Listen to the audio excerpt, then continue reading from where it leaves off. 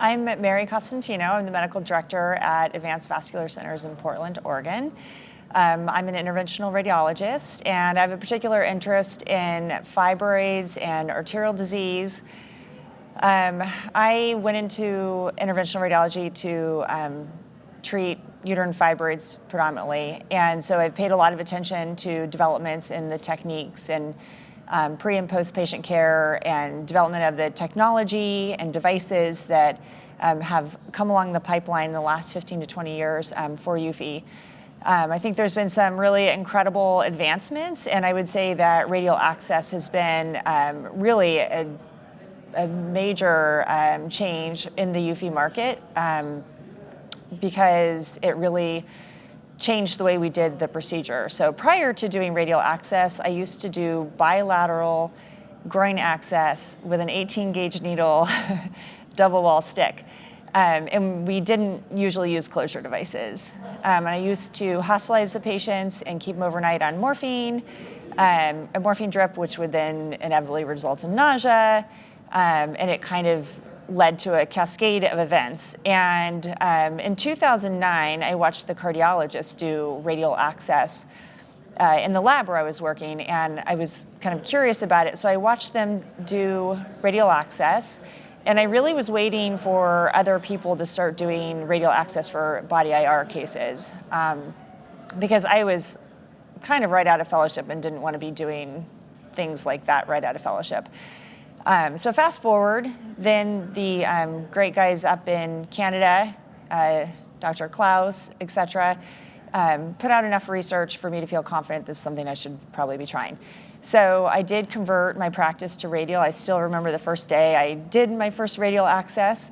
And what I remember mostly about it was the patient getting up afterwards to go to the bathroom, because prior to radial, we had to put a Foley catheter in. So that was a big moment, and I think that was one of the very few moments we get to experience in our careers where we have a real shift in a procedure that we love to do. And since then, I've done predominantly radial. That was 2015, and I have not done a groin access for UFI or I think actually any other body IR case since then. So I've coiled splenic artery aneurysms, I've done some liver stuff, and definitely all the UFIs. I've done GI bleeds, all radial.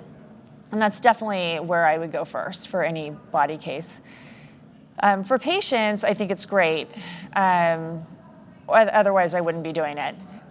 So no Foley catheter, benefits: no Foley catheter, reduction in postoperative pain medications, faster recovery time, easy recovery with a band. They can move around. There's definitely more modesty in the cath lab, so they're not exposed. I think for people just to be able to put their wrist out and kind of have their case done, it's pretty incredible, and they tend to like it. There can be hesitation. I've treated surgeons, chiropractors, pianists. I've treated all sorts of people who work with their hands.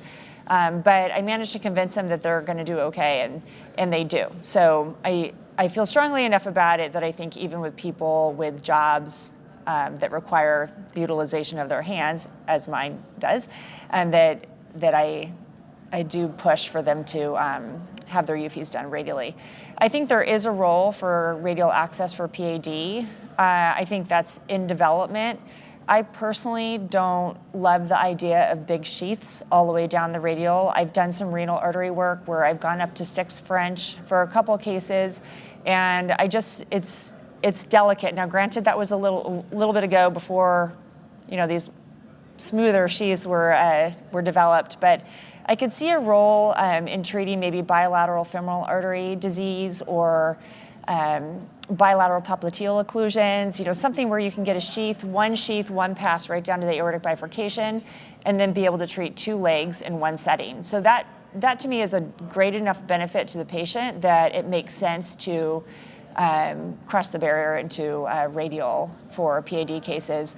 Certainly in the future, if we can figure out the best tibial interventions, being able to put one sheath all the way down to aortic bifurcation, having balloons and wires long enough to get all the way down into the tibials on the right and then back up to the tibials on the left, that makes for a really nice, eloquent procedure to have both legs treated in one setting, which ultimately, I mean, I know I'm in an OBL, but my goal is to get a patient treated and not to have them have to come back. So I do like the idea of the reduction in number of procedures a patient has to go through. And I think that radial can offer that benefit in the PAD world.